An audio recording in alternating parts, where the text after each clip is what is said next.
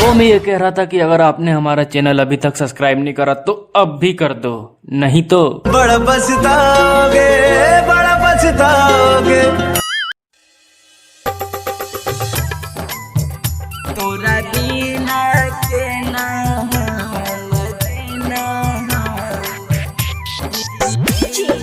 लाल बाबू धूम recording studio राजा सोनवर्षा थाना चौक तोरा बिना के ना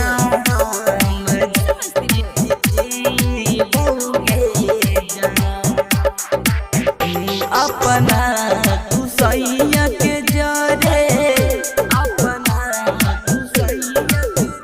अपना तू सैया के जरे चलो जइबही भोरे भोरे, चलो जइबही भोरे। अपना तू सैया के जरे चलो जइबही भोरे भोरे। अब तेकरा बाबू सोना कहबौगे जान, तोरा बिना के ना हम जीबौगे जान,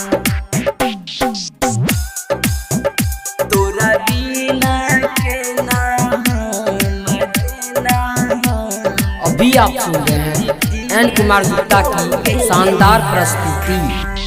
धूम रिकॉर्डिंग स्टूडियो राजा सोनवर्षा थाना चौक तोरा बिना के ना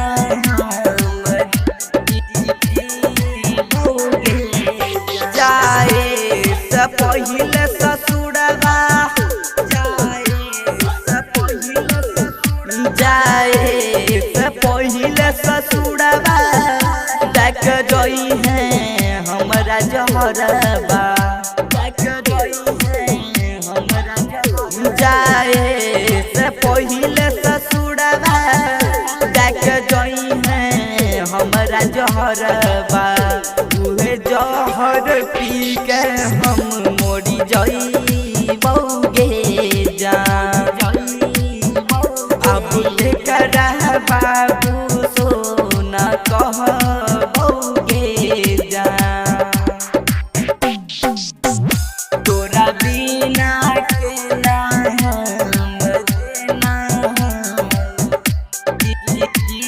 जीबौगे जान। धूम रिकॉर्डिंग स्टूडियो राजा सोनवर्षा थाना चौक तोरा बिना के ना जीबौगे जान। किया बनाबै छी दूरी, किया बनाबै छी दूरी, किया बनाबै छी दूरी, बुझै छी नहीं हमर मजबूरी, बुझै छी नहीं ये सोना। किया बनाबै छी दूरी, बुझै छी नहीं हमर मजबूरी।